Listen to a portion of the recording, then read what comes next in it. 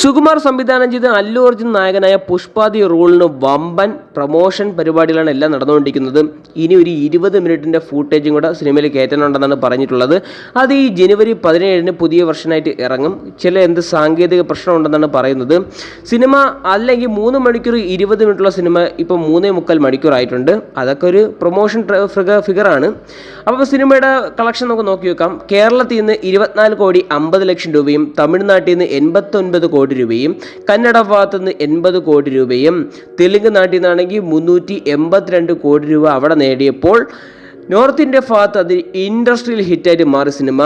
ഒരു ബോളിവുഡ് സിനിമയ്ക്കും ഇത്രയും കളക്ഷൻ എത്താൻ പറ്റില്ല. നോർത്ത് ഇന്ത്യ ഭാഗത്തു നിന്ന് 800 കോടിക്ക് മേളിലാണ്, കൃത്യമായിട്ട് പറഞ്ഞാൽ 810 കോടിക്ക് മേളിൽ കളക്ട് ചെയ്തിട്ടുണ്ട്. അങ്ങനെ cinema world wide box office collection എന്ന് പറയുന്ന 1842 കോടി രൂപയാണ്. ബാഹുബലിയുടെ റെക്കോർഡിനെ തകിടം മറിച്ചുകൊണ്ടാണ് പുഷ്പാദി റൂള് ഇപ്പോൾ 2ാം സ്ഥാനത്ത് എത്തിയിരിക്കുന്നത്.